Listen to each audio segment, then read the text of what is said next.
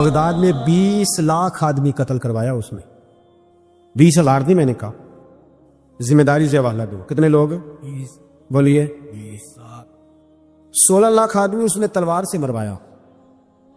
لوگوں نے نا زیر زمین تہ خانے کھودنے شروع کر دیے. 4 لاکھ آدمی تہ خانوں میں چھپ گیا اور چن چن کے مسلمان مارتا تھا. جب ہلاکو کو کسی نے بتایا نا 4 لاکھ بندے چھپ گئے، اس نے نہروں کے بند توڑوا دیے، دریاؤں کے بند توڑوا دیے، پانی زیر زمین چلا گیا. 4 لاکھ آدمی ڈوب کے مر گیا. 20 لاکھ آدمی مروایا. ایک دن ایک علاقے میں گھوم رہا تھا، لیمو کھانے کا بڑا شوقین تھا. بازار میں گیا تو ایک لیمو خریدا. اس نے دیکھا کہ بازار میں بوڑھے بچے جوان خریداری کر رہے ہیں، تو کہنے لگا ابھی بھی اتنے مسلمان زندہ ہیں، بناؤ ان کی لائنیں، قتل کرنا ہے. 3 لائنیں بن گئی. ایک بوڑھا آدمی بھی لائن میں آ گیا، لیمو کھا رہا ہے، اس کو ہلکا ہلکا چوستا ہے، گھوڑے پہ بیٹھا ہے، قتل کرا رہا ہے لوگوں کو. ایک بابا جی پہلی صف میں تھے. جب پہلی صف قتل ہونے لگی، بابا جی پچھلی صف میں دوڑ کے ہو گئے. ہلاکو خاں ہنس رہا ہے اس کو دیکھ کے. معاذ اللہ، جب بندہ ہوتا ہے نا کسی منصب پہ، پھر وہ مذاق اڑاتا ہے دوسروں کا. بابا دوسری صف میں آیا تو ہلاکو خان نے وہ بھی قتل کرائی، تو بابا دوڑ کے تیسری صف میں. آخری صف کے کونے پہ جب بابا کھڑا ہو گیا نا تو سارے بندے مر گئے. بابے کو قتل کرنے لگا جلاد. ہلاکو کہنے لگا ٹھہر جا. کہنے لگا بابا تو تیسری صف میں آیا تھا، تیرا کیا خیال تھا بچ جائے گا؟ بابا کہنے لگا خیال نہیں، میرا یقین ہے کہ میں بچ جاؤں گا. میرا شرط یہ ہے کہ یقین ہو اندر. شرط یہ ہے کہ ہنس کے کہنے لگا ہلاکو خان کیسے؟ تو بابا کہنے لگا اگر اللہ چاہے تو بچ سکتا ہوں، اگر اللہ چاہے تو میں. بہت سارے لوگ ہیں ڈاکٹر لکھ کے دے دیتے ہیں نہیں بچے گا، وہ بچ جاتا ہے کیونکہ بچانے والا اللہ ہے. اگر اللہ چاہے تو بچ جاؤں گا. تو ہلاکو کہنے لگا کیسے؟ جب ایسے کیا نا، کیسے ایسے کیا نا، تو لیمبو ہاتھ سے گر گیا. وہ بچے پلیئر نہیں ہوتے، وہ گیند گنتی ہے تو چھلانگ لگا کے پکڑ لیتے. وہ بڑا گھوڑ سوار تھا، نیزہ باز تھا، چھلانگ لگائی لیمبو کیش کرنے کے لیے. کیسے تو کیسے بچے؟ یوں ہاتھ گھمایا، لیمبو گرا تو چھلانگ لگائی، نیچے جھکا. جب نیچے جھکا نا تو گر گیا گھوڑے سے. جو پیر تھا وہ گھوڑے کی رکاب میں الجھ گیا. گھوڑا ڈر کے دوڑ گیا. جب گھوڑا دوڑا تو زمین پر زور زور سے سر لگنے لگا. سپاہیوں کہتا دوڑو اس کو پکڑو. سپاہی بھی دوڑے پر گھوڑا قابو نہ آیا. گھوڑا اس وقت رکا جب نہ اس کا چہرہ پہچانا جاتا تھا، نہ آنکھیں سلامت تھی، نہ ناک سلامت تھی. اس کی کھوپڑی ساری اس طرح چور چور ہو گئی جیسے کسی نے ہتھوڑے کے ساتھ پیسی ہو. ہلاکو کی لاش سے خون بہ رہا تھا. بابا ہنس رہا تھا. ایک سپاہی کہنے لگا بابا تو کیوں؟ کہنے لگے میں اپنے رب کی قدرتوں پہ مسکرا رہا ہوں. کل من علیہ فان وجبک وجہ ربک ذو الجلال والاکرام. کا میں نے اسے سمجھایا تھا کہ بچانے والا بچا لیا کرتا ہے. جب آپ مسلمان ہوتے ہیں نا، کلمہ پڑھتے ہیں تو ہم اعلان کرتے ہیں آج کے بعد فیصلے میرے نہیں چلیں گے، فیصلے اللہ کے چلیں گے. لیکن پریشانی پتہ کب ہوتی ہے؟ جب ہم فیصلہ اپنی مرضی کا مانگتے ہیں. او بھائی جب تو مالک کا غلام ہے، بندہ ہے، تو پھر دکھ کس چیز کا نام ہے؟ کسی درویش نے کہا تھا دکھ کس چیز کا نام ہے کہ اللہ کی مرضی اور ہے اور تیرا ارادہ اور ہے. تو کہتا ہے بات اس طرح بنے جس طرح میں چاہتا ہوں، اور رب کہتا ہے نہیں میں نے فیصلہ کر لیا ہے. پھر تو دکھی ہوتا ہے. سکھی بھلا کون ہوتا ہے؟ جو رب کر دے وہ کہے بالکل ٹھیک ہے، وہ کہے بالکل. اور قرآن مجید نے اسے بیان کیا رضی اللہ عنہم ورضوا عنہ. اللہ کہتا ہے میرے بندوں کی شان یہ ہے کہ اللہ ان سے راضی ہے اور وہ اللہ سے راضی ہے. اللہ ان سے راضی ہے اور وہ بھی راضی ہے اللہ سے. اللہ نے جہاں رکھا ہے وہ اللہ سے. ایک پہلو یہ ہے کہ اللہ راضی ہو جائے، ایک پہلو یہ ہے کہ بندہ راضی ہو جائے. رب فرماتا ہے ذالک الفوز العظیم. وہ اللہ سے راضی، اللہ ان سے راضی ہے، بہت بڑی کامیابی ہے. امام محمد غزالی رحمۃ اللہ علیہ سے کسی نے کہا تھا زیادہ مشکل کیا ہے، اللہ کا راضی ہونا کہ بندے کا؟ تو امام صاحب فرمانے لگے رب تو مہربان ہی بڑا ہے، بڑی جلدی راضی ہو جاتا ہے. دو صرف آنسو بہائے سچی توبہ کے مالک راضی ہے. کسی غریب کی مدد کر دے اخلاص سے اللہ راضی ہے. اللہ تو جلدی راضی ہو جاتا ہے، مشکل یہ ہے کہ بندہ نہیں راضی ہوتا. یہ اس نے ہر روز ایک نئی امید لگائی ہوئی ہے، ہر روز اس کا نیا رنگ ہے، یہ راضی نہیں ہوتا. حضرت موسیٰ علیہ السلام نے اللہ کی بارگاہ میں عرض کی، مالک میری قوم یہ عرض کرتی ہے کہ تو بتا تو ہم سے کیسے راضی ہوگا. حضرت موسیٰ اپنی قوم کی عرض لے کر مالک کی بارگاہ میں کوہ طور پہ حاضر ہے. او یارو اسے دل کی تختی پہ لکھ لینا. عرض کی مالک میری قوم کہتی ہے رب کریم کے حضور عرض کرے کہ ہمیں بتائے ہمارا رب ہم سے کیسے راضی ہوگا. تو حضرت کلیم کہتے ہیں جب رب کی بارگاہ میں عرض کیا تو مالک نے فرمایا ان سے جا کے کہو وہ مجھ سے راضی ہو جائیں، بس وہ راضی ہو جائے میں بھی ان سے راضی ہو جاؤں گا. حضرت سیدنا عبداللہ ابن عمر رضی اللہ تعالیٰ عنہ کا صاحبزادہ بڑا سخت علیل ہو گیا. بچے بیمار ہو جائے تو تکلیف بڑی ہوتی ہے انسان کی طبیعت کو. حضرت عبداللہ ابن عمر کے بیٹے بڑے سخت علیل ہو گئے. جناب عبداللہ ابن عمر بڑے پریشان ہیں، کبھی ادھر جاتے ہیں کبھی ادھر جاتے ہیں. اس حکیم کے پاس اس طبیب سخت پریشان. آپ کے دوست احباب دیکھتے کہ حضرت عبداللہ ابن عمر بڑے سخت آزمائش میں، بیٹے کا انتقال ہو گیا، صحت نہ ہو سکی، اللہ کا حکم آ گیا. اب یہ جو انتقال ہے یہ ظاہر ہے بیماری سے زیادہ مشکل کام ہے، بیٹا چلا ہی گیا ہے. لیکن وہ لوگ کہتے ہیں جب ہم بعد میں تعزیت کرنے کے لیے گئے تو جناب عبداللہ ابن عمر کو بڑا مطمئن دیکھا. تو ہم نے عرض کی کہ حضور اس وقت تو صرف بیمار تھا تو آپ زیادہ تسلی میں نہیں تھے اور اب آپ بڑے تسلی میں محسوس ہوتے ہیں، وجہ؟ تو فرمانے لگے جب تک میری ذمہ داری تھا نا میں پریشان تھا، اب خدا کے کرم اور رحمت کی جگہ پہ چلا گیا، اللہ کا فیصلہ آ گیا ہے اور میں سمجھا ہوں کہ میرا رب اسے اپنی بارگاہ میں بلانا چاہتا ہے، لہذا میں پورے طور پر مطمئن. اب میں اللہ کی رضا پہ پوری طور پر راضی ہوں. میرے عزیز جب تک یہ رضا حاصل نہیں، کیا لطیف انداز ہے. وہ ہمارے ایک بڑے زبردست رائٹر تھے صاحبزادہ خورشید احمد گیلانی مرحوم، ان کا ایک مضمون چھپا ایک دفعہ، امت کا پہلا صوفی. تو وہ ٹائٹل دیکھ کر مجھے بڑی تجسس ہوا کہ کس کو، چونکہ ہم صوفیاء کی جماعت ہے، کس بزرگ کا تذکرہ کیا انہوں نے، امت کا سب سے پہلا صوفی. تو جب مضمون کھولا تو امت کا سب سے پہلا صوفی انہوں نے جناب صدیق اکبر کو قرار دیا. فرمایا یہ پہلے درویش ہے اس امت کے، حضرت ابو بکر صدیق. حضرت ابو بکر صدیق علیل ہو گئے، بیمار ہو گئے. تو یہ دیکھیے ذرا ان کا انداز تصوف. تو یار دوست پتہ لینے گئے تو ایک روٹین ہوتی ہے نا، جب لوگ تیمارداری کرنے جاتے ہیں تو کہتے ہیں کسی ڈاکٹر کو دکھایا ہے. سب لوگ آپ کے گرد بیٹھے ہیں تو کہنے لگے ابو بکر طبیب کو دکھایا ہے؟ فرمانے لگے ہاں طبیب دیکھ گیا ہے اور طبیب دیکھتا رہتا ہے. تو کہا پھر طبیب نے کیا کہا ہے؟ کہنے لگے طبیب نے کہا فعال لما یرید. طبیب نے کہا ہے بھئی جو میں چاہتا ہوں نا وہ میں کر دیا کرتا ہوں، جو میرا ارادہ ہوتا ہے پھر وہ میں کر دیتا ہوں. وہ طبیب مجھے کہہ گیا ہے، لہذا جو اس کا ارادہ ہونا ہے اس نے.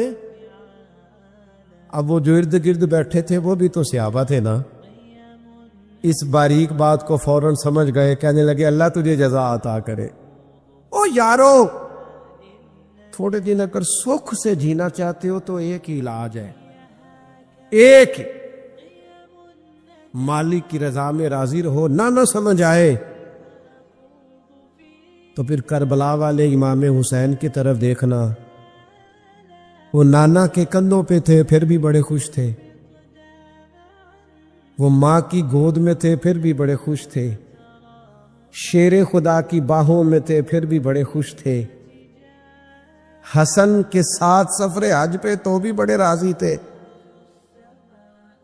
اور جس دن رجب کے مہینے میں مدینہ چھوڑ رہے تھے تو اس دن بھی کہہ رہے تھے مالک میں تیری رضا پہ راضی ہوں۔ اور حسین ابن علی رضی اللہ تعالیٰ عنہ نے ہمیں یہ معیار دیا ہے، جس دن شبیہ مصطفیٰ علی اکبر ان کے گھر میں پیدا ہوئے تھے، حسین اس دن بھی بڑے راضی تھے،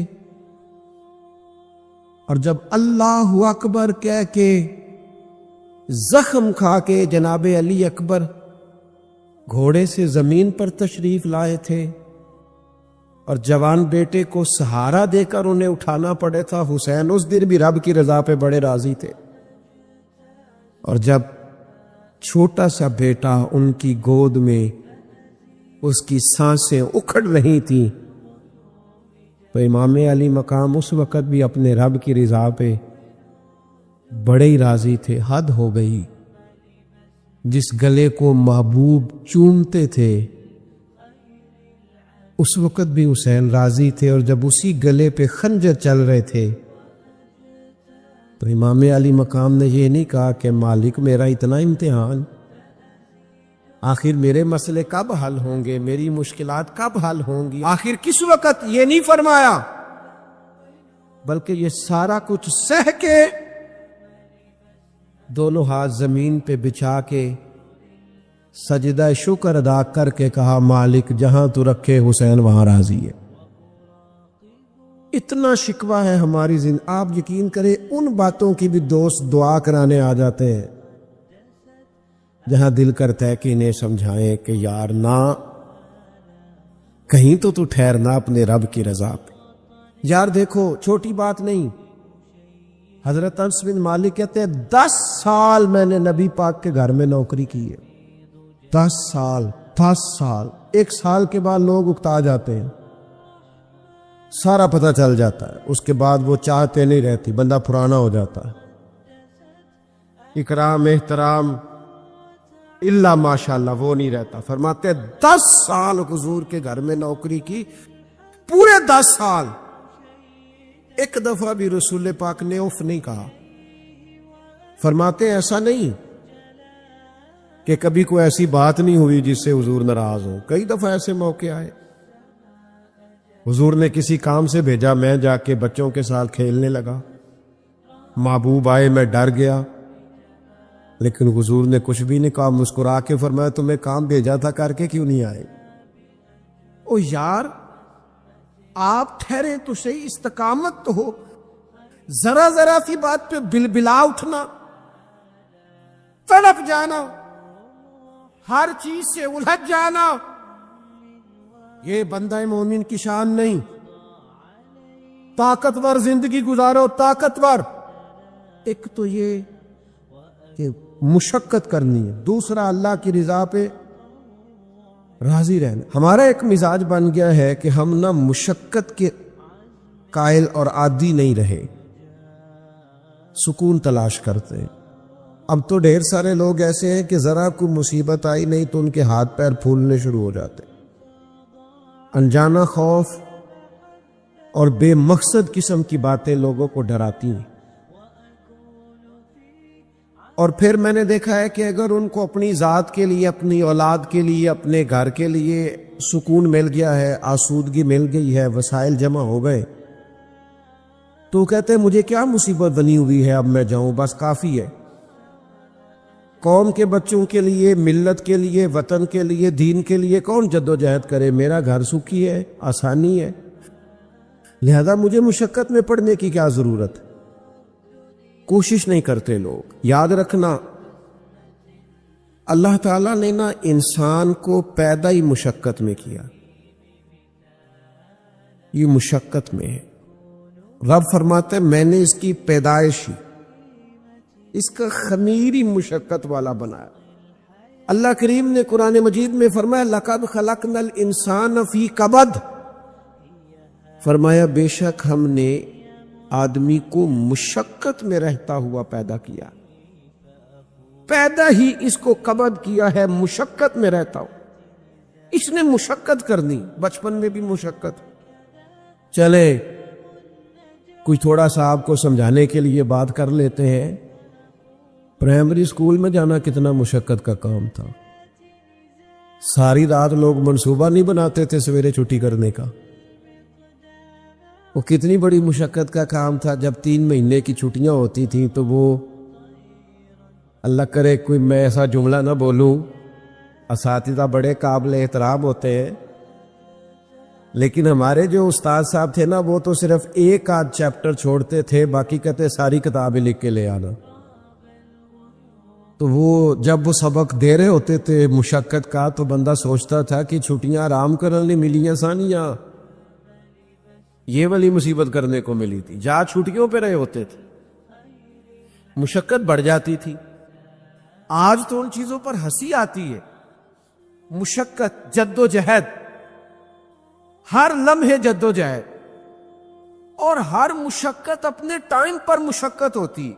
آج آپ سے کہا جائے، بہت سارے لوگوں سے پرائمری کا امتحان دینا ہے تو آپ کہیں گے بائیں ہاتھ کا کھیل ہے، بھئی اب بائیں ہاتھ کا کھیل ہے، تب نہیں تھا۔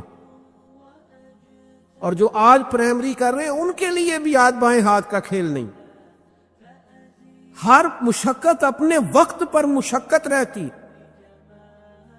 کسی وقت کسی چیز کا انتظام کرنا آپ کے لیے بڑا قابل تکلیف ہوتا ہے، آزمائش والا ہوتا ہے، بعد میں آپ سمجھتے ہیں کہ یہ تو کوئی مسئلہ ہی نہیں تھا۔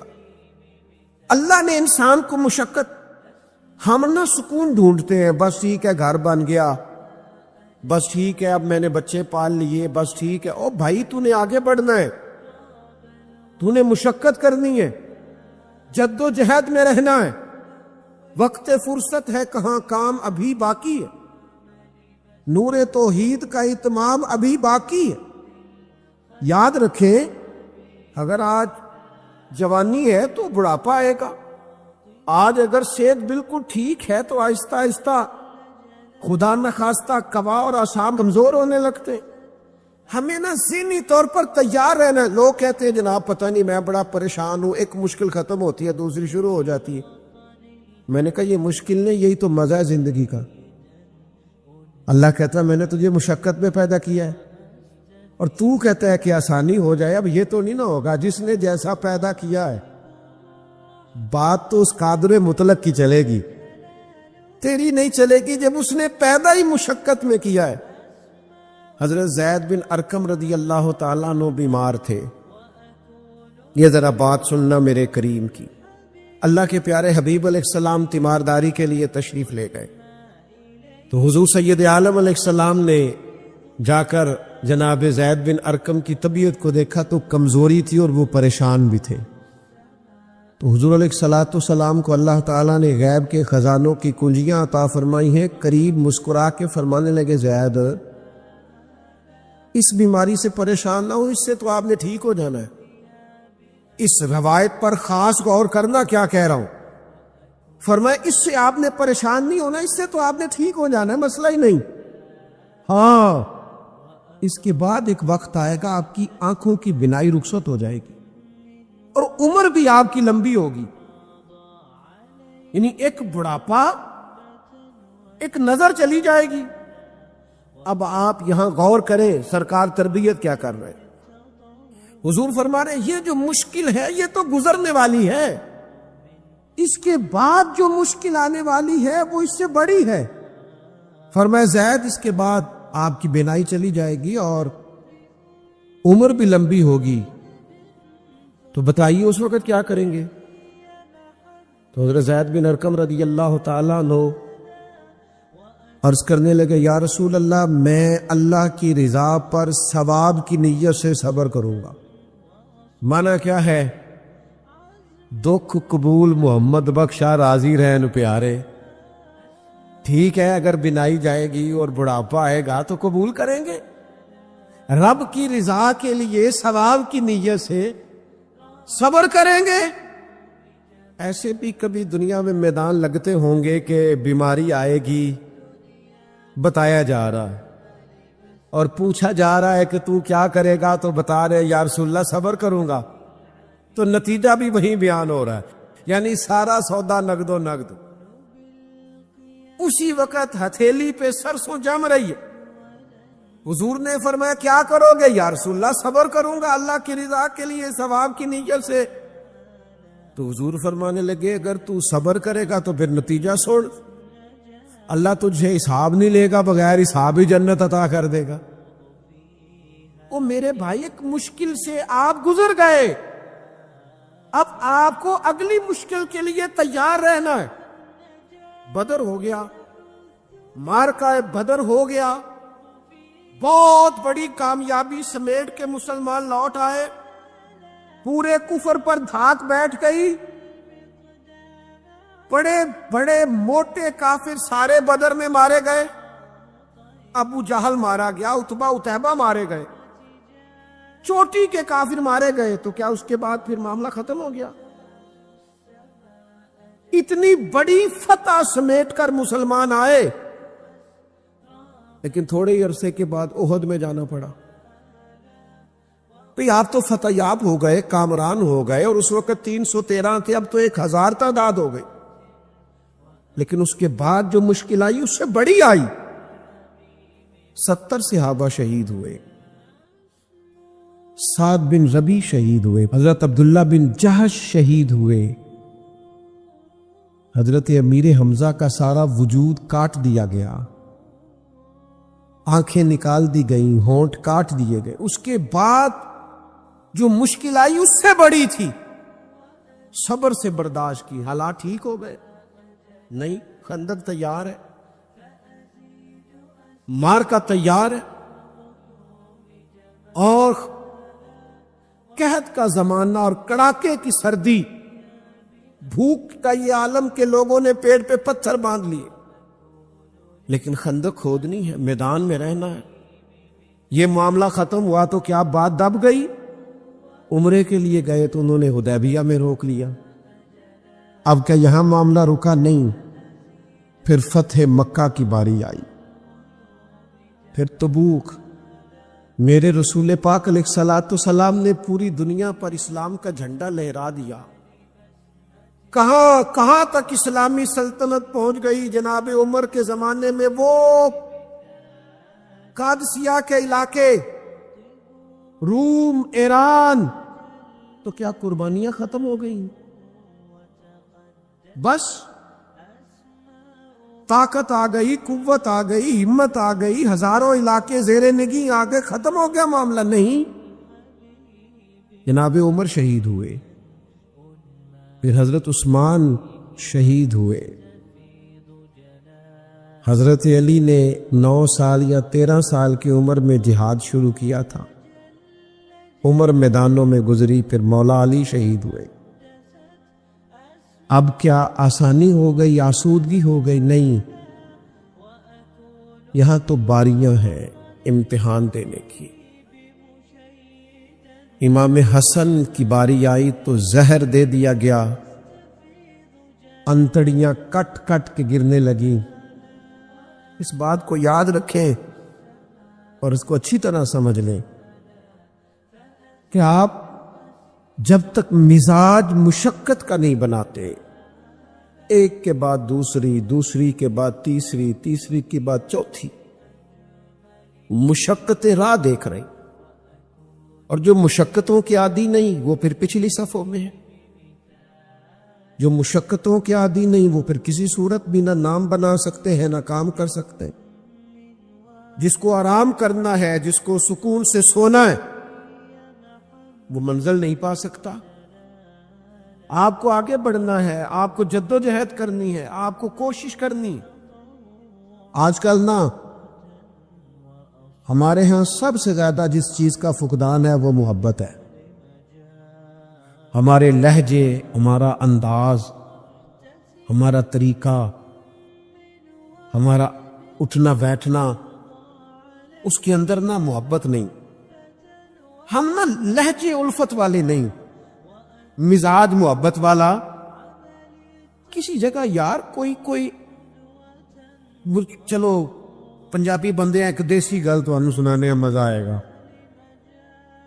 वो एक जगह में कहीं हम बैठे थे एक दफा, तो किसी शख्स ने किसी से कोई लेनी देनी थी चीज, तो उसने बात की।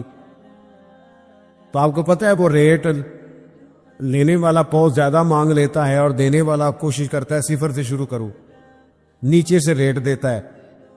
उसने कोई बात की, रेट थोड़ा बताया, तो सामने वाला नाराज हो गया, कहने लगा तू किस तरह का बंदा है, किंज दी गल की थी। अब ये जो रेट लगाने वाला था इसने बड़ा हसीन बात की, वो बंदा जवाब में बड़े गुस्से में आ गया। उसने तल्ख लबो लहजा, लगता था थोड़ी देर के बाद उठ पड़ेगा, गिरेबान तामेगा। तो आज के कहने लगा यार वो लेना देना ते मुकद्दरा है, गल ते प्यार नाल कर। ओ मैं ना जनाब शायर मिजाज आदमी ना कई दफा पूरा फिदा हो जाता है, मेरा दिल करे इस बंदे के हाथ चूम लो, इसने कमाल बात। उसने कहा लेना देना ते ओए गल ते प्यार नाल कर यार, 2 घड़ियां दा बहना है, जरा प्यार से बात कर। क्या हो गया तुझे, मिलने आए हैं, गनीमत जानिए मिल बैठने को, जुदाई की घड़ी सर पर खड़ी है, अभी अलार्म बजेगा उठ के तू अपने घर में अपने घर।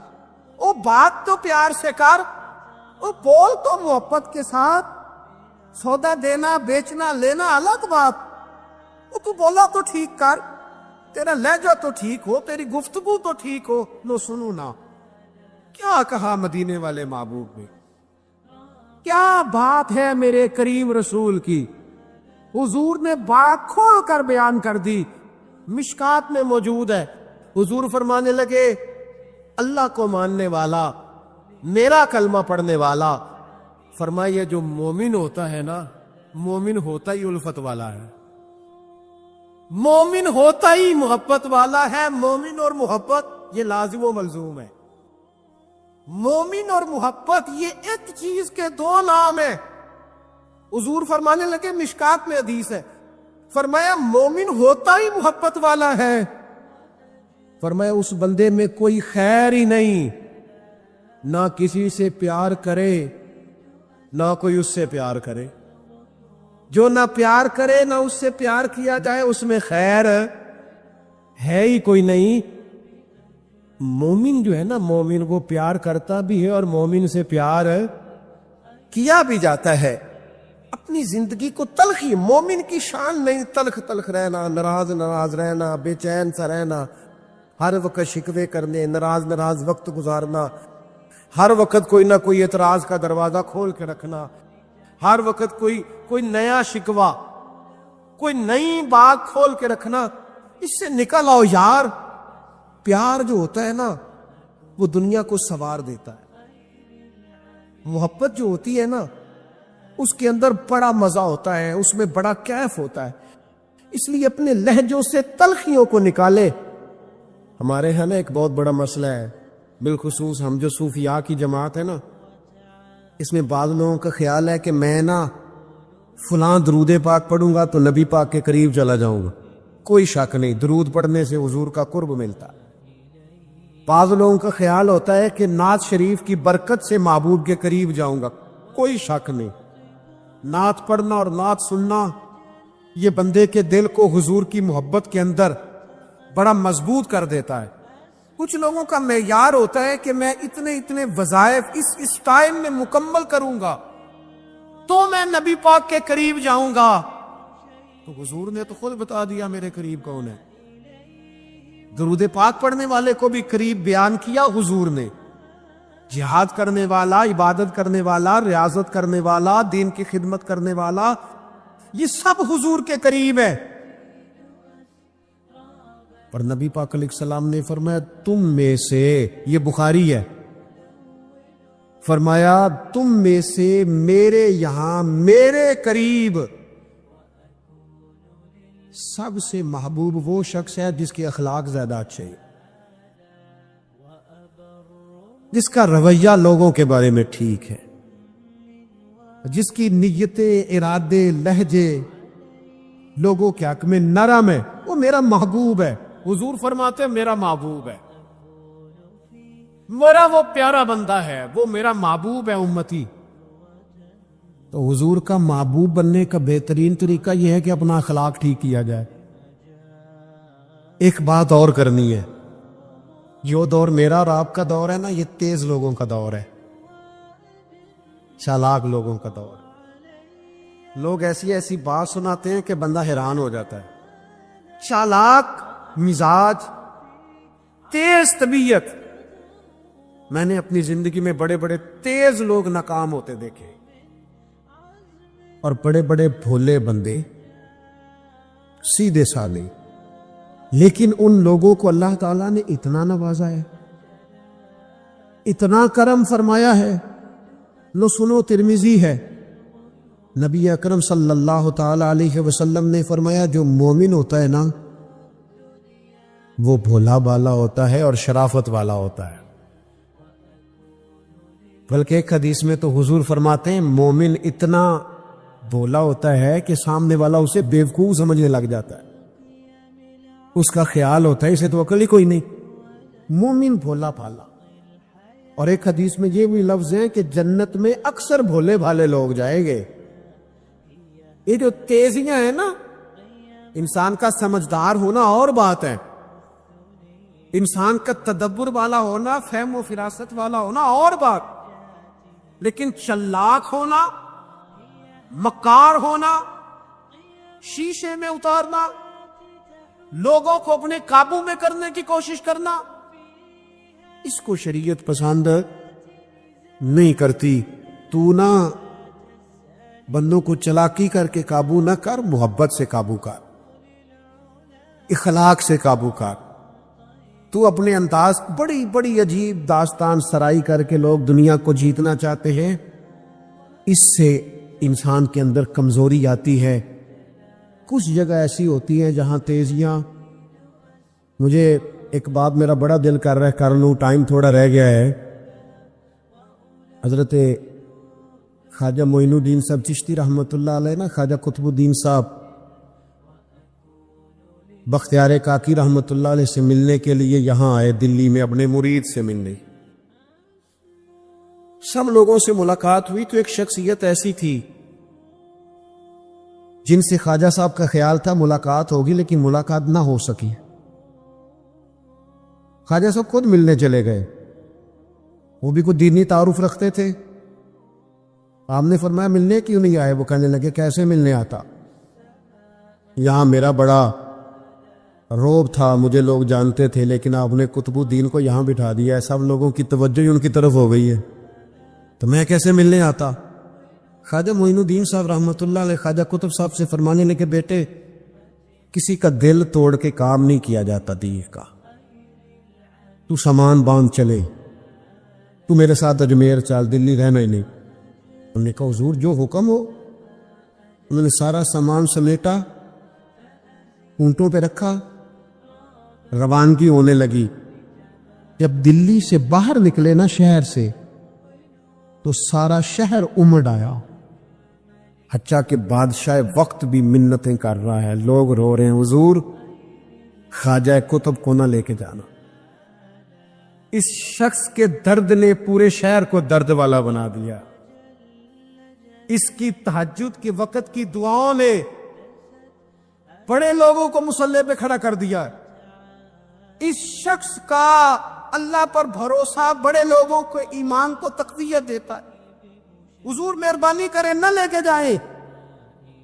اتنے سارے لوگ رونے لگے اور رنگ اور ہو گیا۔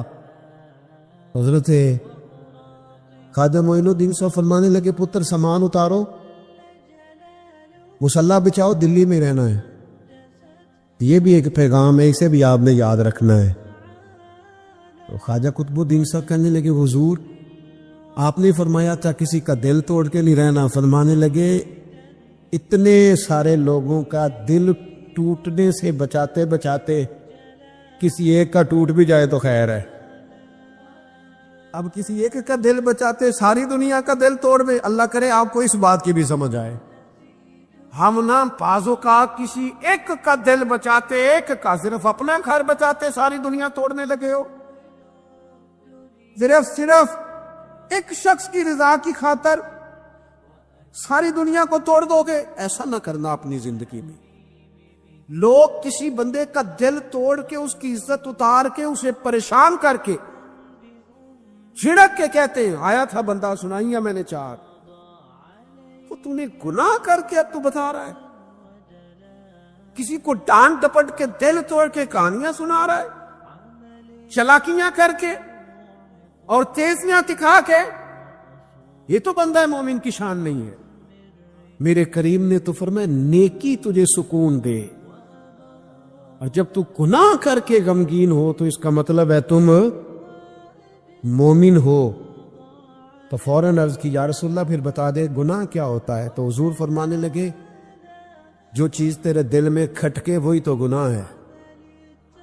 وہ جو چبھ رہی ہے نا, مومن کے دل میں غلطی چبھتی ہے, کھٹکتی ہے, اسے پریشان کرتی ہے یہ غلطی. اگر وہ چبھتی ہے تو پھر اس کا مطلب ہے وہ گناہ ہے. آج کل نا لوگوں نے گناہ کو گناہ سمجھنا چھوڑ دیا. کسی نے کہا تھا جنوں کا نام خرد رکھ دیا, خرد کا جنوں. جو چاہے آپ کا حسن کرشمہ ساز کرے, آپ جو چاہیں نام رکھیں, جو آپ کی طبیعت آئے آپ وہ کام کریں, آپ اپنی مرضی سے نیکی اور بدی کا معیار قائم کر لیں. یہ ٹھیک نہیں ہے. اللہ کے رسول صلی اللہ تعالی علیہ وسلم نے جو آئینہ ایک بندہ مومن کے لیے بنایا ہے, اس آئینے کو ہمیشہ برقرار رکھا جائے. اپنے اندر وہ علامات تلاش کی جائیں جو ایمان کے بعد مومن کے اندر تبدیلیاں آتی ہے, قلبی طور پر, روحانی طور پر اور اخلاقی طور پر. بندہ مومن کی کچھ علامتیں ہوتی, اس کی کچھ شانیں ہوتی ہیں, ان شانوں پر غور کرے. اپنے آپ کو دیکھیں, اپنے اوپر غور کرے, اپنے دل کا معیار چیک کرے. حضور نے فرمایا لوگوں یاد رکھنا, یہ خطبہ حجۃ الوداع میں نبی پاک نے فرمایا. یہ حضور خطبہ دے رہے ہیں اور اس وقت دے رہے ہیں جب حضور صحابہ کو بتا چکے ہیں کہ یہ آخری ملاقات ہے. جو دور دراز سے آئے ہیں ان کو بتایا ہے کہ یہ میری تمہاری جو مجلس ہے, جو محفل ہے, جو تم سے بات ہو رہی ہے, یہ آخری ہے. محبوب فرمانے لگے لوگوں یاد رکھنا قیامت قائم ہوگی. ان جملوں کا حسن ملاحظہ کر لے.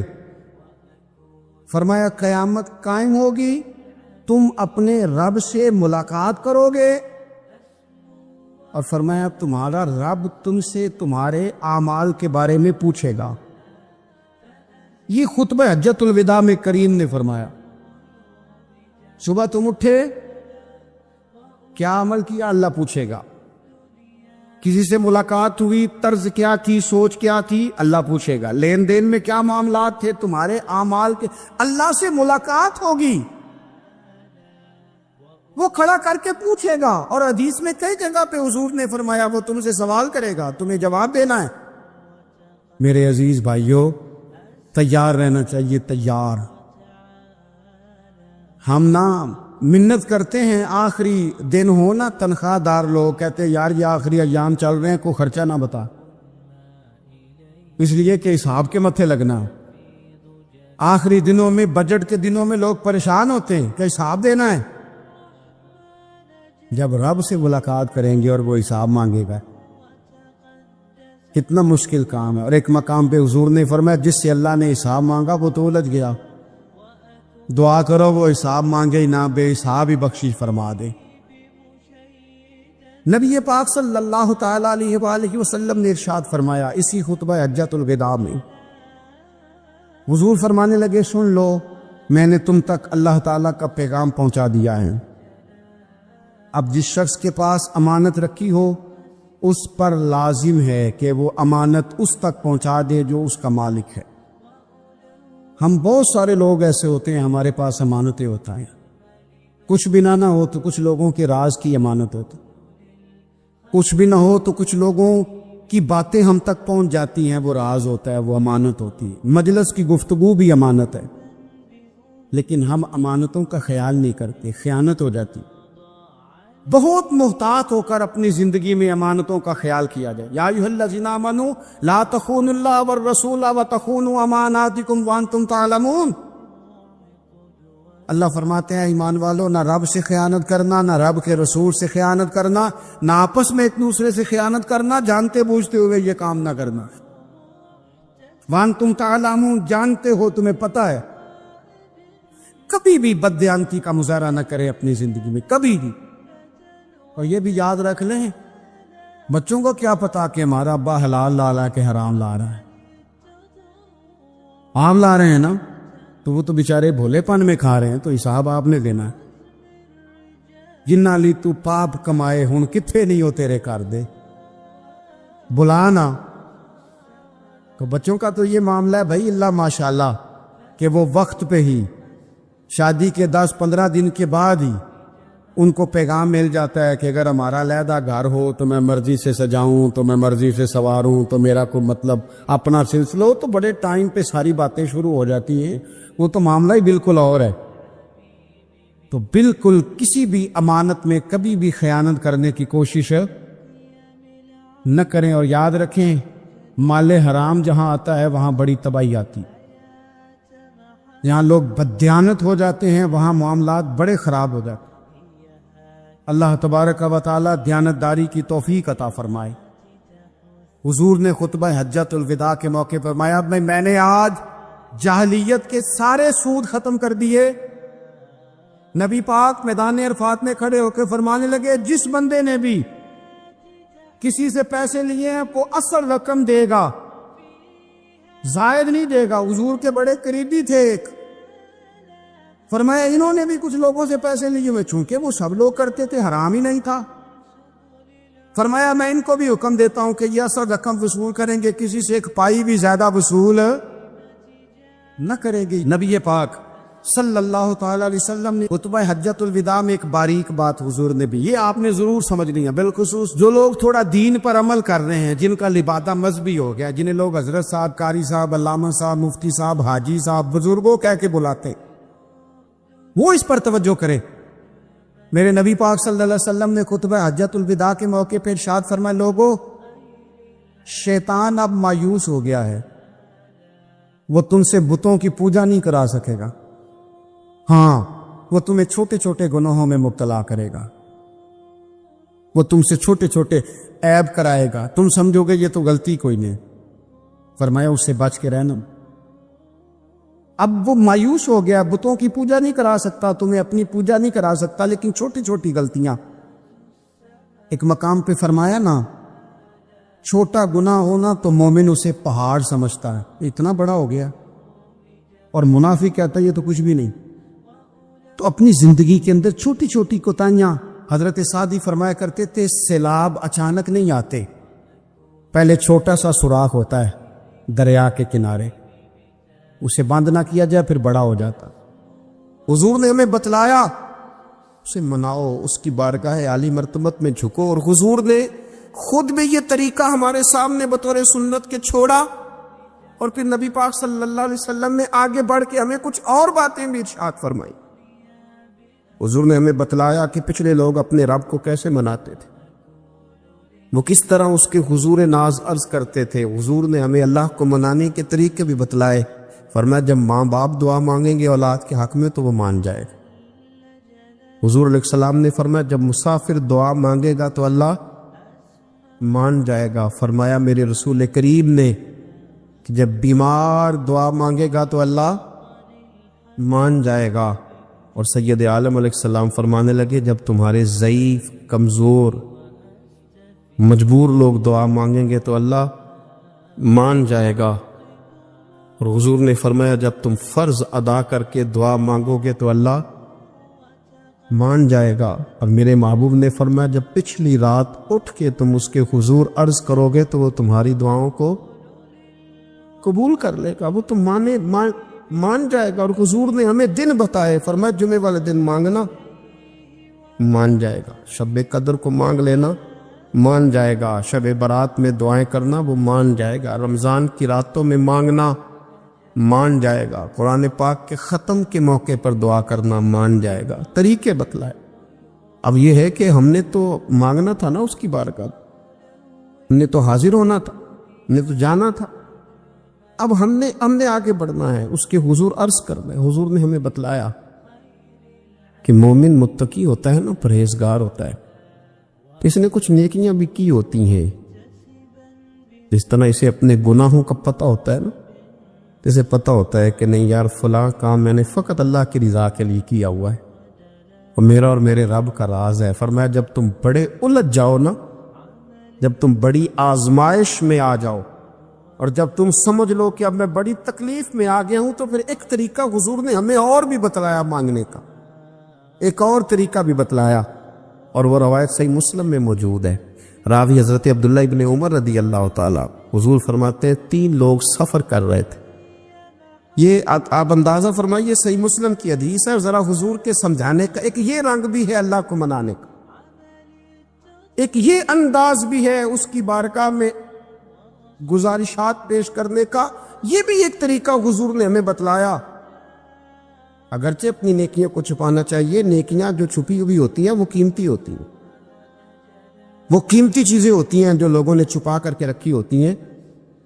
حضرت عبداللہ ابن عمر فرمانے لگے کہ نبی پاک صلی اللہ علیہ وسلم فرماتے ہیں 3 لوگ سفر کر رہے تھے، رستے میں طوفان آ گیا، تیز بارش شروع ہو گئی، تو حضور فرماتے ہیں وہ تینوں بارش سے بچنے کے لیے ایک غار میں چھپ گئے۔ ان کو پتہ ہے پرانے زمانے کے اندر غاریں ہوتی تھیں، اور لوگ جب سفر کرتے تھے لمبے تو پتھروں اور پہاڑوں کے بیچ میں سے سفر کرتے تھے۔ وہ غار کے اندر چلے گئے، اب چونکہ طوفان بہت زیادہ تھا، جب وہ غار کے اندر چلے گئے تو اللہ کے پیارے حبیب صلی اللہ علیہ وسلم فرماتے ہیں ایک پتھر اوپر سے لڑکتا ہوا آیا اور غار کے منہ کے آگے آ کے اس نے غار کو بند کر دیا۔ اب اتنا تیز اور اس مضبوطی کے ساتھ وہ پتھر لگا اور اتنا صحیح فٹ ہوا کہ اندر روشنی آنی بھی ختم ہو گئی۔ اب 3 لوگ ہیں، تھوڑی دیر تو وہ پریشان رہے کہ شاید اب کبھی بچ نہیں سکیں گے، شاید چاروں جانب اندھیرا ہی ہے اور اندھیرا ہی رہے گا، شاید یہاں سے نکلنے کے لیے اب ہمیں کوئی رستہ میسر نہیں آئے گا۔ وہ پہلے تو پریشان ہوئے، پھر کہنے لگے یار اس طرح کرو، ذرا غور کیجئے گا میری بات پہ۔ فرمایا اس طرح کرو، اگر کوئی زندگی میں نیکی کی ہے نا تو ذرا اس نیکی کو یاد تو کرو، اور یاد کر کے اس مالک کے حضور عرض تو کرو، وہ کریم ہے، کوئی آنکھو شاید من جاوے تے گل کم تتڑی دا بن جاوے، عرض تو کرو۔ تو ان میں سے یہ آپ اندازہ فرمائیے، یہ بات بیان کر رہا ہے، یہ مدینے والے رسول بیان کر رہے، یہ نبی پاک علیہ السلام نے بیان فرمایا، یہ وہ کہانی ہے جو ہمیں ہمارے نبی پاک نے سنائی، رسول کریم علیہ السلام نے ہمیں بتلائی، یہ داستان محبت۔ حضور فرمانے لگے ایک نے ان میں سے ہاتھ اٹھائے اور اس نے انداز کیا چھیڑا، عرض کرنے لگا اللہ تو جانتا ہے نا میں نے بکریاں رکھی ہیں، میں غریب ہوں، مزدور ہوں، اور مالک تو یہ بھی جانتا ہے کہ میرے بچے بھی ہیں، بیوی بھی ہے، اور میں جب بھی گھر لوٹا ہوں تو دودھ میں نے بچوں اور بیوی کو پہلے نہیں دیا، بوڑھے ماں باپ کو پہلے دیا۔ اللہ میں نے ان کے ساتھ ہمیشہ کرم کے بازو کھول کر معاملہ کیا۔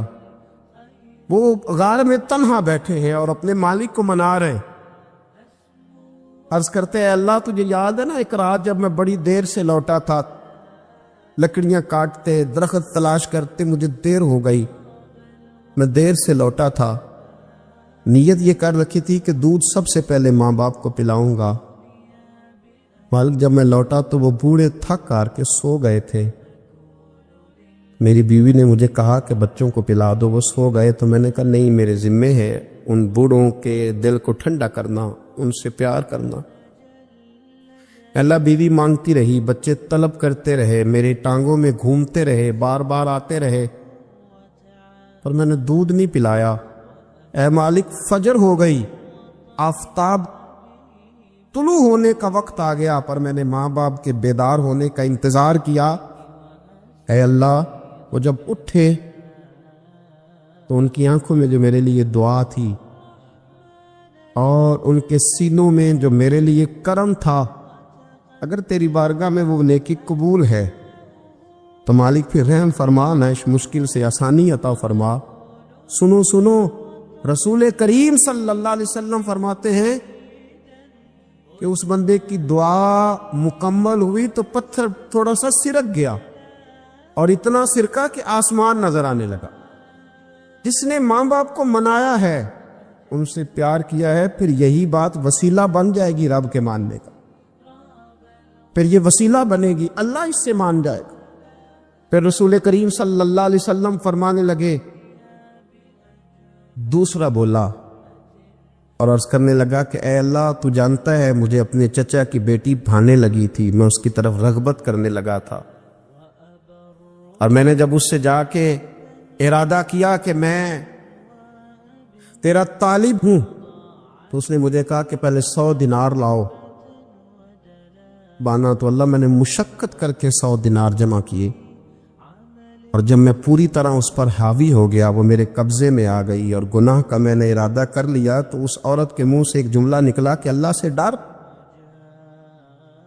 اے مالک وہ میرے قبضے میں تھی، اے اللہ میں گناہ پر قادر تھا، میں چاہتا تو گناہ کر لیتا، لیکن جب اس نے تیرا نام لے کے کہا نا کہ اللہ سے ڈر، اللہ میں ڈر گیا، میں اسے چھوڑ کے آ گیا۔ اگر تجھے یہ بات پسند ہے تو پھر نکال دینا اس مشکل سے، پھر کر دینا کرم۔ اللہ میری بھی تو چڑھتی جوانی تھی نا، میں بھی تو سب کچھ کر سکتا تھا، پر تیرے لیے، تیری خاطر میں لذت گناہ سے باز رہا، تو اللہ تو رحمت فرما دے۔ حضور فرماتے ہیں اس کی دعا مکمل ہوئی تھی کہ پتھر تھوڑا اور سرک گیا۔ پھر تیسرا بولا اور اس نے بول کے کہا، اللہ ایک مزدور کو، ایک دیہڑی دار کو، ایک غریب کو میں نے کام پہ رکھا ہوا تھا، یہ تیرا اور میرا راز ہے اللہ۔ وہ مزدور، وہ دیہڑی دار میرے پاس کام پہ لگا تھا، کچھ چاول میں نے اس کی اجرت مقرر کر دی کہ تو کام مکمل کرے گا تو میں تجھے دوں گا، اور جب اجرت لینے کا وقت آیا تو وہ بگڑ کر ناراض ہو کر چلا گیا، میں اسے ڈھونڈتا رہا، وہ مجھے ملا نہیں، میں نے اس کے چاولوں کی قیمت کاروبار میں انویسٹ کر دی، اس کا تھوڑا سا سرمایہ پر میں نے کھایا نہیں، پھر وہ اس سے میں کاروبار کرتا رہا، اور اتنا کاروبار کیا کہ بہت ساری گائیں اور ان کے چرواہے تیار ہو گئے، وہ سالوں کے بعد لوٹا، میں نے اس غریب کا مال کھایا نہیں بلکہ بڑھایا، محفوظ کر کے رکھا، وہ سالوں کے بعد لوٹا اور کہنے لگا میرا مال، تو میں نے کہا وہ ساری گائیں تیری ہے، وہ چرواہا تیرا ہے، یہ سارا کچھ تیرا ہے۔ وہ کہنے لگا تو مجھ سے مذاق کرتا ہے، میں غریب کہاں اور گاؤں اتنی بڑی گائیں کہاں، تو مذاق کرتا ہے؟ تو میں نے کہا مذاق نہیں، میں نے اپنے رب سے ڈر کے تیرے مال کی حفاظت کی، یہ تیرا ہے۔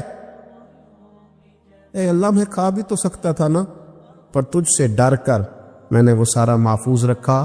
اللہ اگر تجھے میری یہ ادا پسند ہے تو پھر آج مان جانا، آج راضی ہو جا۔ اللہ کے رسول فرماتے ہیں اس کی دعا مکمل ہوئی تھی کہ پتھر لڑکا اور ان کے لیے رستہ بن گیا، وہ باہر آ گئے، تو حضور نے ہمیں بتلایا کہ وہ تمہاری نیکیاں جو چھپی ہوئی ہیں، وہ تمہاری نیکیاں جو تم نے خالص اللہ کی رضا کے لیے کی ہے، ان نیکیوں، ان اعمال کا وسیلہ بھی تمہارے رب کے ماننے کا ذریعہ بن جائے گا، اس کو منایا جائے، اس کے حضور حاضری دی جائے، اس سے بخشش کا سوال کیا جائے، اس کی بارگاہ میں یہ گزارش کی جائے کہ اللہ غریبوں، مجبوروں، کمزوروں اور ان لوگوں کے صدقے جو اللہ رستہ دیکھ رہے ہیں کہ رستہ کب کھلے گا، جو تیری بارگاہ کرم کے سوالی ہیں، ان کے صدقے تو رحم فرما، تو کرم فرما۔ تو میرے عزیز، ایک اور بات جو اللہ کو منانے کے لیے ہمیں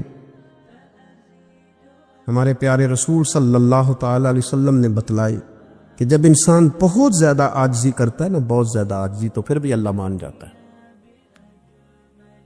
جب وہ اس کے حضور بہت عجز کا اظہار کرتا ہے، بہت زیادہ عجز کا اظہار کرتا ہے، وہ ڈر جاتا ہے اس سے، وَلِمَنْ خَافَ مَقَامَ رَبِّهِ جَنَّتَانِ،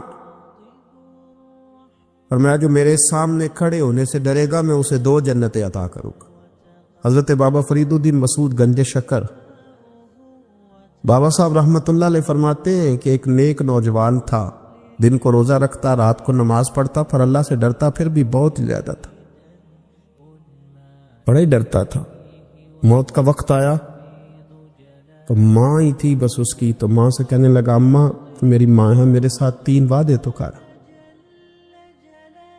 اس نے کہا پتر تو بتا، آخری ہجکی لے رہا ہے اور اس غریبنی ماں سے تو وعدہ لے رہا ہے؟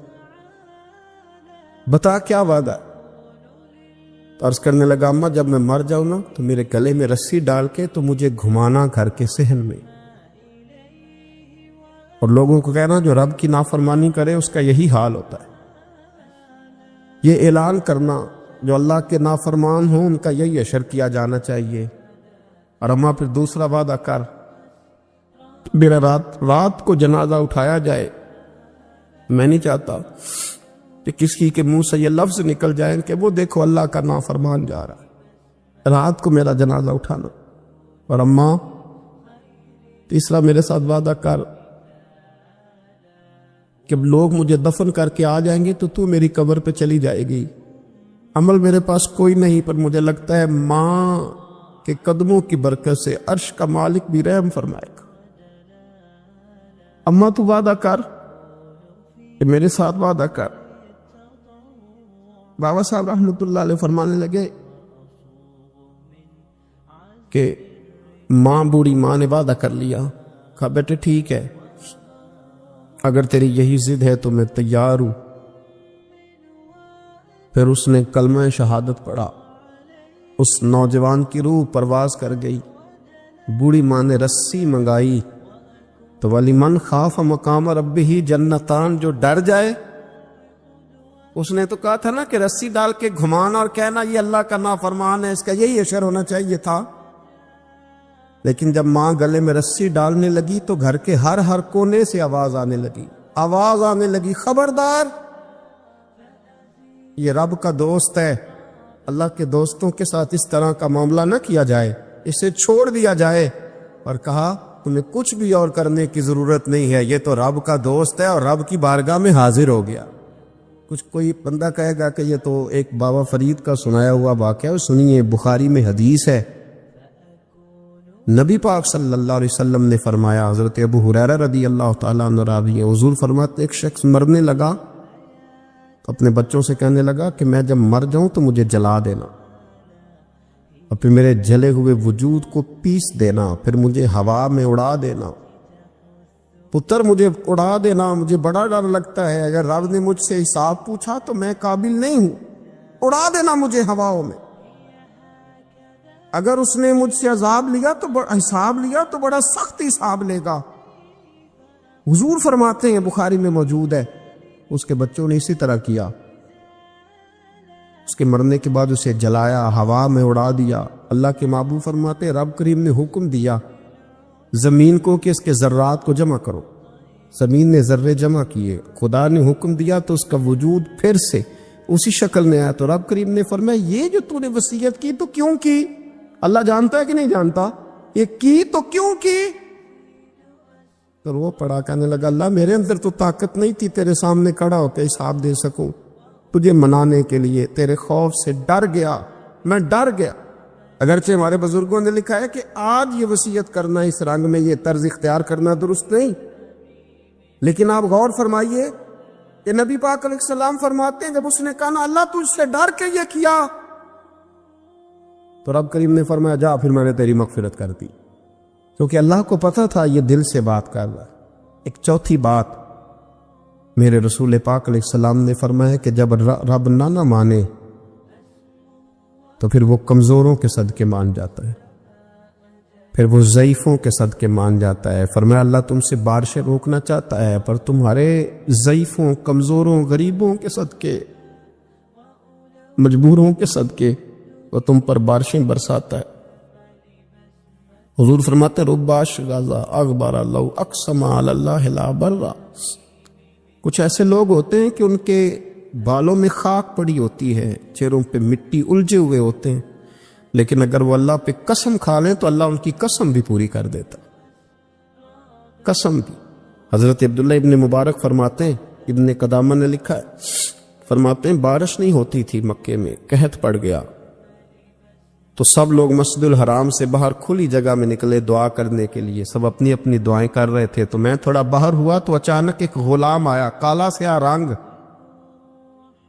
2 رکعتیں نماز پڑھ کے تو ہاتھ پھیلائے تو کہنے لگا اللہ مجھے پتہ ہے یہ جو کچھ بھی ہوا ہے میری نافرمانیوں کی وجہ سے ہوا ہے، تو ناراض ہو گیا نا، تو نے بارش روک لی، تو ناراض ہو گیا نا، ہمیں سبق سکھانا چاہتا ہے نا، یہ کسی اور کی وجہ سے نہیں، یہ صرف میری نافرمانیوں کی وجہ سے۔ اللہ رحم فرما، تیرے بندے تھوڑی سی بھی سختی برداشت کرنے کی طاقت نہیں رکھتے، کمزور ہیں، ڈر جاتے، غلام ہے، دعائیں مانگ رہا۔ حضرت عبداللہ ابن مبارک فرماتے ہیں اس نے چہرے پہ ہاتھ پھیرے تو کالی گھٹائیں چھا گئی، بارش ہونے لگی، میں اس کے پیچھے گیا، اس کا گھر ڈھونڈ آیا، تعقب کیا، پیچھا کیا، گھر میں نے تلاش کر لیا، اور گھر کو تلاش کر کے جب میں واپس آیا تو میں نے حضرت فضیل بن عیاض سے ذکر کیا تو کہنے لگے کسی طریقے سے اسے حاصل کرو۔ فرماتے میں اس کے گھر گیا، اس کے مالک نے مجھے دیکھا تو کہا عبداللہ ابن مبارک میرے گھر، اتنے بڑے ولی، اتنے بڑے درویش، اتنے بڑے محدث۔ میں نے کہا تیرا غلام چاہیے، اس نے کئی غلام دکھائے، میں نے کہا نہیں یہ نہیں، اس نے کہا یہ بڑے بڑے اچھے ہیں، کوئی سے بھی آپ لے لے، خرید لے، میں نے کہا نہیں۔ پھر وہ لاغر صاحب، وہ کمزور صاحب، وہ ضعیف سا نکل کر کے آیا، میں نے کہا یہ مجھے دے دو، تو کہنے لگا یہ تو بیچارہ بے ضرر سا آدمی ہے، کیا لے کے کریں گے؟ میں نے کہا نہیں مجھے یہی چاہیے۔ میں اس کو ساتھ لے کے چلا تو رستے میں پوچھنے لگا کہ میرے اندر تو کوئی ایسی بات نہیں تھی، مجھے کیوں خریدا؟ آپ مجھ سے کیا خدمت لیں گے؟ عبداللہ ابن مبارک فرمانے لگے میں نے کہا کوئی خدمت بھی نہیں لوں گا، میں تو خود تیری خدمت کروں گا، میں تیرا بیاہ کراؤں گا، تیرے لیے مکان بناؤں گا، میں تیری خدمت کروں گا۔ میں تیرا اور تیرے رب کا رشتہ دیکھ چکا ہوں، میں تیرا اپنے مالک کے ساتھ جو تعلق ہے اسے دیکھ چکا ہوں۔ کہتے میں نے یہ لفظ کہے تو مجھے کہنے لگا 2 رکعتیں پڑھ لوں، اب مجھے لے جانا پر 2 رکعتیں پڑھ لوں۔ کہتے میں نے کہا پڑھ لو، تو 2 رکعتیں پڑھنے کے بعد میری طرف دیکھ کے کہنے لگا آقا مجھے اپنا حق معاف کر دینا، میں خدمت نہیں کر سکا۔ پھر کہنے لگا اللہ راز تو کھل گیا، اے اللہ راز تو کھل گیا، اللہ تیرا میرا معاملہ تھا، راز تو کھل گیا، راز تو کھل گیا، اللہ راز تو کھل گیا، میں سراپا مخزن راز تھا، میں رہا تھا مدت و راز میں، کہ تو تیرا شوق کے دید کشاں کشاں مجھے کھینچ لایا مجاز میں، اللہ راز کھل گیا۔ یہ لفظ کہتے کہتے کہتے کہتے اس شخص نے کلمہ پڑھا اور اس کی روح پرواز کر گئی، اس کی روح ہی پرواز کر گئی۔ تو کبھی ان کمزوروں کے ذریعے بھی اللہ کو منایا جا سکتا ہے، تو رب کو منانے کی کوشش کریں، اس کے حضور عجز کی کوشش کریں۔ ہر آدمی اپنے گھر میں بیٹھ کر، اپنے مصلے پہ بیٹھ کر، تنہائی میں بیٹھ کر اس سے کہے، اور یاد رکھنا وہ بڑا کریم ہے اور وہ بڑا قدیر ہے، بڑا قادر ہے، 1 منٹ لگاتا ہے اور ہر چیز اس کے کرم میں نہا جایا کرتی ہے، اس کے فضل میں ہر چیز نہا جاتی ہے۔ بوڑھے بھی دعائیں کریں، مائیں بھی دعائیں کریں، اور بچے بھی دعائیں کریں۔ آج دعاؤں کی رات ہے، کھل کر دعا کریں کہ اللہ ہمارے حال پہ رحم فرمائے، اللہ ہمیں سمجھنے کی بھی توفیق عطا فرمائے۔ اللہم صلی علی سیدنا ربنا ظلمنا انفسنا وَإِن لَّمْ تَغْفِرْ لَنَا وَتَرْحَمْنَا لَنَكُونَنَّ مِنَ الْخَاسِرِينَ اللهم أعني على ذكرك وشكرك وحسن عبادتك ربنا اغفر لي ولوالدي وللمؤمنين يوم يقوم الحساب اللهم أعني على ذكرك وشكرك وحسن عبادتك ربنا اغفر لي ولوالدي وللمؤمنين يوم يقوم الحساب۔ اے مالک کریم، آج 15 شعبان المعظم کی عزت والی رات ہے، کرم اور برکت والی رات ہے۔ تیرے پیارے حبیب صلی اللہ علیہ وسلم نے ہمیں فرمایا ہے کہ آج کی رات تم کرم مانگو گے تو اللہ تمہیں عطا فرمائے گا، رزق مانگو گے تو عطا کرے گا، بخشش مانگو گے تو عطا فرمائے گا۔ تم اس سے جس چیز کا سوال کرو گے وہ تمہیں دے گا۔ اے مالک کریم، تیرے عاجز بندے ہیں، جب دنیا سے تھک جاتے ہیں، کمزور پڑ جاتے ہیں، جب ہمارا عجز ہم پر غالب آ جاتا ہے، جب ہماری کمزوریاں ہمارے سامنے واضح ہو جاتی ہیں، تو پھر تیرے حضور حاضر ہو جاتے ہیں۔ اللہ، تیرے بھٹکے ہوئے اور بھاگے ہوئے غلام تیری بارگاہ میں حاضر ہو گئے، ہمارے گناہوں کو معاف فرما، ہمارے گناہوں کو معاف فرما، ہمارے گناہوں کو معاف فرما، جو چھپ کر کیے وہ معاف فرما۔ اے اللہ، جو ظاہر ہو گئے وہ بھی معاف فرما، اے مالک کریم، جو ہم سے بھول کر ہو گئے وہ بھی معاف فرما، جو ہم نے جانتے بوجھتے شعور رکھتے ہوئے کیے وہ بھی معاف فرما، ہم سے درگزر فرما، ہمارے حال پہ رحم فرما، اے اللہ کرم نوازی فرما۔ اے مالک کریم، بہت سارے لوگ باشعور ہیں لیکن بے شعوری کی زندگی گزار رہے، جانتے بوجھتے بے عملی کا وقت بتا رہے ہیں۔ اللہ ہمارے لیے عمل کا رستہ آسان بنا دے۔ اے اللہ، بتانے والے بڑے، سمجھانے والے بڑے، عمل کرنے والے تھوڑے رہتے جا رہے۔ اللہ عمل کا رستہ آسان فرما۔ اے اللہ، ہمارے پاس سر ہے پر سجدے کا ذوق نہیں، ہمیں ذوق سجدہ عطا فرما۔ زبان ہے پر لذت قرآن اور لذت ذکر نہیں، لذت ذکر عطا فرما۔ اللہ دل ہے پر نبی پاک صلی اللہ علیہ وسلم کی محبت کا غلبہ نہیں، وہ غلبہ عطا فرما، وہ غلبہ عطا فرما۔ ذوق اور شوق کی سواریاں عطا فرما، درد اور سوز کی کیفیات عطا فرما۔ ہمارے گناہ معاف فرما، ہمارے گناہ معاف فرما، ہمارے گناہ معاف فرما، ہماری غلطیوں سے درگزر فرما، ہمارے حال پہ کرم فرما۔ مالک کریم، نیکی کے رستے پہ چلنا آسان بنا دے، گناہ اور بدی سے نفرت عطا فرما دے۔ اے اللہ، ہمارے کمزوروں پہ رحم فرما، بیماروں پہ رحم فرما، مجبوروں پہ رحم فرما۔ مالک کریم، بڑا کڑا وقت آیا ہے انسانیت پر۔ اللہ، تیرے بندوں کی لاشیں سڑکوں پر پڑی ہیں، کوئی اٹھانے والا نہیں۔ اے مالک کریم، لوگ بیمار ہیں، لاچار ہیں، تکلیف میں ہیں، تو سب سے بڑا طبیب ہے، اپنی بارگاہ سے شفا عطا فرما، اپنی بارگاہ سے شفا عطا فرما، اپنی بارگاہ سے شفا عطا فرما۔ ایک الف پڑھو چھٹکارا ایک الف پڑھو چھٹکارا ایک الف پڑھو چھٹکارا ایک الف پڑھو چھٹکارا ایک الف تو دو تین چار ہوئے، پھر لاکھ کروڑ ہزار ہوئے۔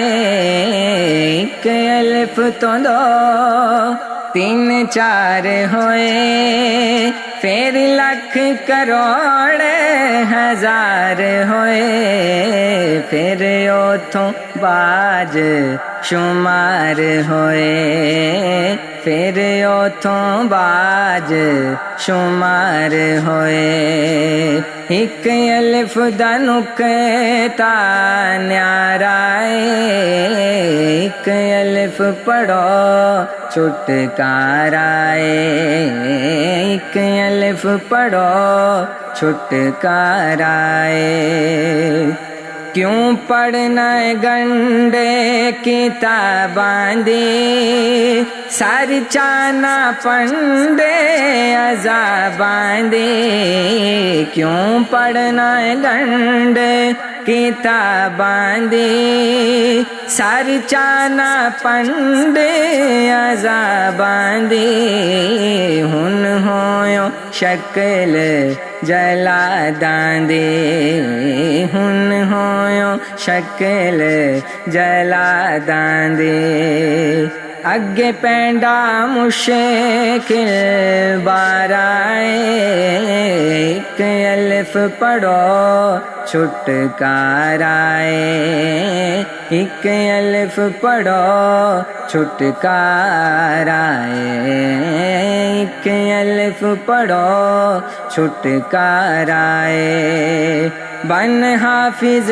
حفظ قرآن کریں پڑھ پڑھ کے صاف زبان کریں بن حافظ حفظ قرآن کریں پڑھ پڑھ کے صاف زبان کریں پھر نعمت ویچ دھیان کریں، پھر نعمت ویچ دھیان کریں، من پھر داجوں ہلکا رائے، ایک الف پڑھو چھٹکارا ہے، ایک الف پڑھو چھٹکارا ہے، ایک الف پڑھو چھٹکارا ہے۔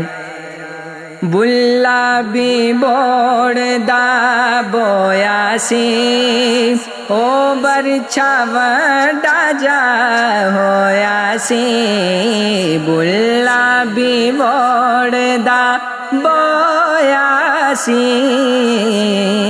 بلا بھی بوڑ دا بویا سی، او برچھا وڈا جا ہویا سی، جد برچھا او فانی ہویا سی، جد برچھا او فانی ہویا سی، پھر رہ گیا جی اکارائے، ایک الف پڑھو چھٹکارا ہے، ایک الف پڑھو چھٹکارا ہے، ایک الف پڑھو چھٹکارا ہے، ایک الف پڑھو چھٹکارا ہے۔